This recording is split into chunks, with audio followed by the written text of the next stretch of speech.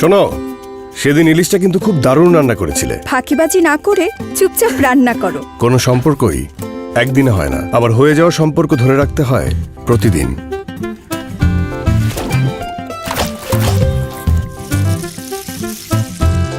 আর এই ক্ষেত্রে আমার টিপস, সুযোগ পেলেই মমতা মাখানো কিছু মুহূর্ত তৈরি করা।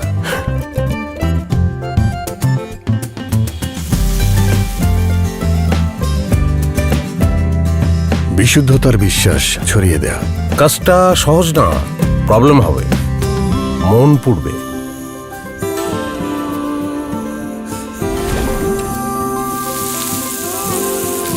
আসলে প্রিয়জনের মনের ব্যালেন্স ঠিক রাখা পৃথিবীর সবচেয়ে কঠিন কাজ।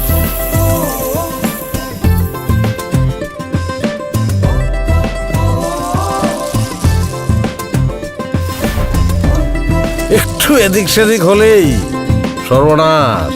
তাই পরিণামের কথা চিন্তা করে পরিমাণ বজায় রাখতে হয় বুঝে শুনে। তাই বলে থামা যাবে না। ইচ্ছা ও চেষ্টার মিক্সিং চালিয়ে যেতে হবে। তাতেই ধীরে ধীরে বাড়বে সম্পর্কের মিষ্টি গভীরতা।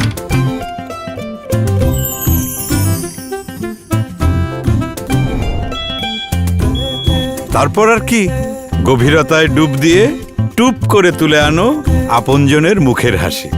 মমতায় হাসি ফুটলেই তো বাড়বে সম্পর্কের গভীরতা।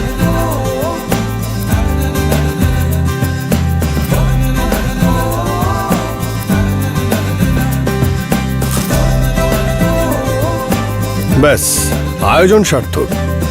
সার্থক তো হতেই হবে, কারণ গত 50 বছরেরও বেশি সময় ধরে তীর সরিষার তেল থেকে সয়াবিন তেল, আটা ময়দা সুজি থেকে চাল ডাল, লবণ চিনি থেকে এখন রেডিমিক্স পর্যন্ত সব পণ্যেই দিয়েছে সেরা বিশুদ্ধতা। সম্পর্কগুলো যেন থাকে মমতায় ঘেরা।